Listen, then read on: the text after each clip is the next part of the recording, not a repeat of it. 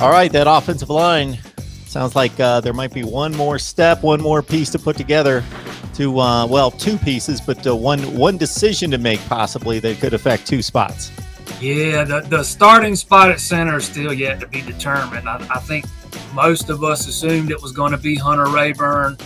Turns out he's obviously not ready to lock that job down. The practices that I was at, it was Mason Trotter and Matt Bockhorst taking most of the reps with the ones at center. And Bockhorst is obviously your starting right guard. So if he's the guy that wins the job, then you got to slide somebody in at right guard. And the true freshman Marcus Tate is the guy that's been taking a lot of those reps.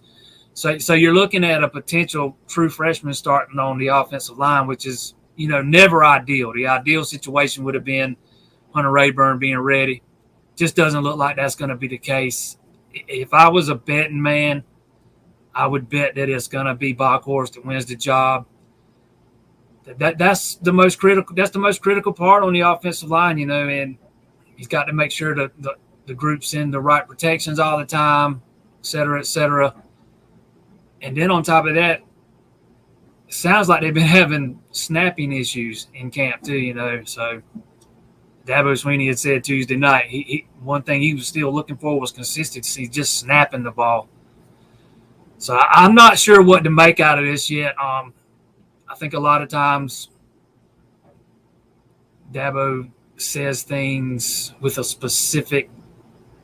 he has a specific reason for saying things to the media, to use his motivation. So it's hard to know what to make of all that.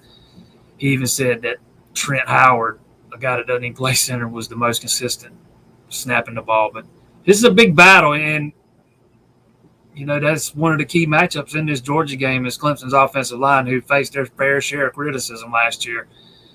That's where this game, in my opinion, is going to be won or lost. If this offensive line is not up to the challenge, it could be a long day for this Clemson offense. That's a ferocious defensive front they're going to be facing in Charlotte.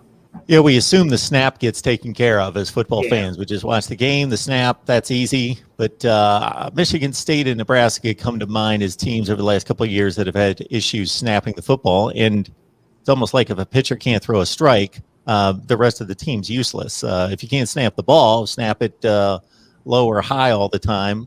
In a desperate type situation where you're losing yardage, you're going to have to cover the football. It obviously kills the play. It's probably not quite that bad, but you don't want your quarterback fielding ground balls or one-handing the ball over his head. He's got to look at the defense. He's got to be concerned with so much that he's got to catch the football right in his frame to be effective most of the time.